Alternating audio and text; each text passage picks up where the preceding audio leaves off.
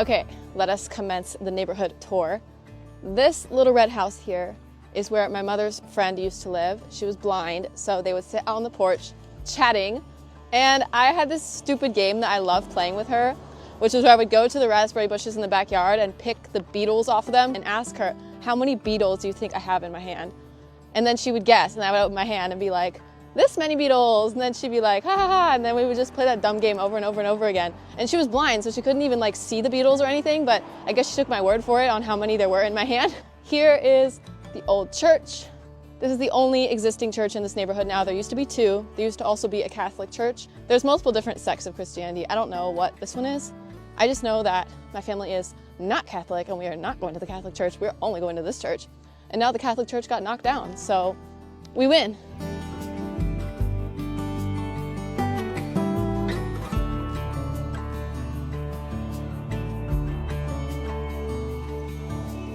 And right over here is the governor's house, the fanciest house in the neighborhood. Have a gander. They'd have this little tea time thing twice a week. And my cousin, for years and years, was like begging to go. And I think in our imagination, it was like this all-you-can-eat buffet of pastries and we were just gonna like stuff our face. But actually, you had to be very ladylike, which we are not. And there was not a whole lot of pastry selection, actually. They were a little bit stingy on the pastries, given the ticket price to get into the tea time. But still, it was an interesting experience, nevertheless. This little road right here has two precious memories attached to it. One is me learning how to ride a bike, and we always would come down to this road here because there aren't many cars on it, and we would get stuck on that hairpin turn a lot. That was like the testing ground of whether my cousins and I had mastered riding a bike. And the other thing is the evening walk that my family goes on after dinner pretty much every day during the summer. Check out that view. That's why we come here, to see the sunset. It's very nice.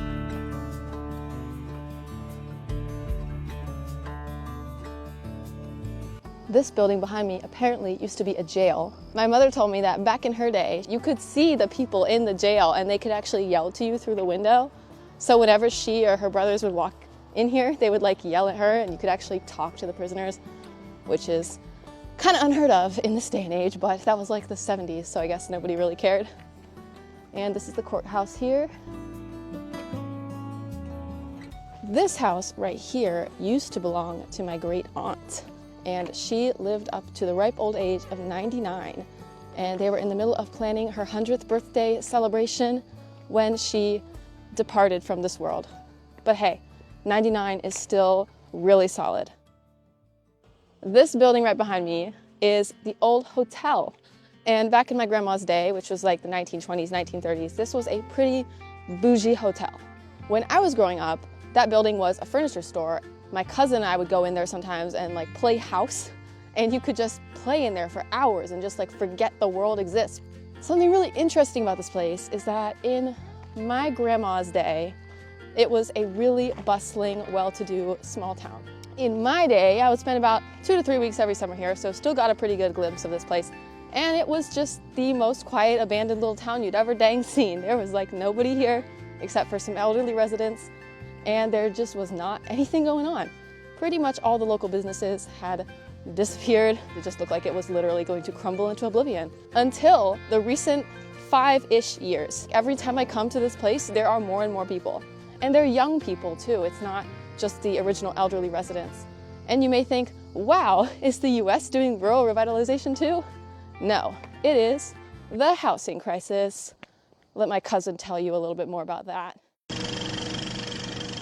Renting is You rent, terrible, like it, and you die. The landlords are just, they will jack up the price all the time after each lease. There's not enough housing being built. Because of the housing crisis, people are being like forced back to Oh, if these there's a dead house, little there's a towns. person in it. That's just so wild, because like just my memory of this place is it always being so empty, and then coming back this time like, oh my gosh, there's people outside. So yeah, it's just a very interesting side effect of a problem that is plaguing many areas of the US. It has caused these abandoned little towns to kind of come back to life a little bit. I am not offering any commentary this way or that way, I'm just telling you what it is. That is what's happening. So this town has more people than it ever has in my entire life. The building behind me used to be a restaurant, but I've never seen that in my life. It was back in my grandma's day. This building used to be a general store, and I do remember that from my childhood. I remember me and my cousins coming down to the general store and getting like candy or whatever, but I think around the time we were like 10 years old, the general store went out of business. And that began a cycle of people buying that building and doing something in it for like 2 to 3 years and then going out of business. And I've seen like 3-ish little restaurant, bakery kind of establishments come and go. And the current restaurant, bakery establishment that is there has survived already for about 3 years. So hopefully they can make it in the long haul. It is nice to see small businesses sort of thriving here. Like I've seen a lot of people going in and out of the bakery this morning because there are actually people living here for once. Morning. Morning. I love his garden. It's so lush.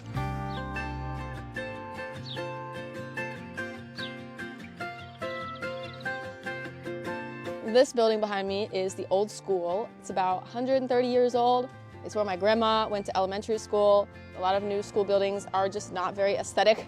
The school I went to was really nothing worth writing home about. It was pretty ugly, to be honest, but these buildings from like the early 1900s, late 1800s, they're super cute. Like people back then really knew how to make a building aesthetic. Here is the library, and it used to actually just be this tiny building.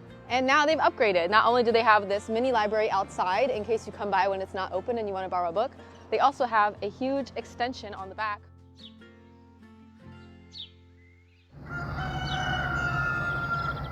So as you guys can see, there is some life coming back into this neighborhood, but there is by no means a lot of stuff to do here. It's still not the most exciting place on earth, but why do I like Vermont so much? It's because of the amazing natural scenery in every single direction. We're a very outdoorsy family. We love being outside, and all my memories in Vermont in my childhood are swimming in lakes and hiking and horseback riding and doing non-stop outdoorsy things all day, every day. It's that love for nature and small obscure places that also drove me to live in a village in China with mountains right in my backyard. I look forward to someday being able to bring my kids to Vermont to have the same kind of childhood summer memories that I always had, even if it takes a ridiculously long plane flight to get there. That's all for today, everyone. In the next video, I'll be sharing with you guys my very first time riding on an American train, and an overnight train at that. So stay tuned and see you next time.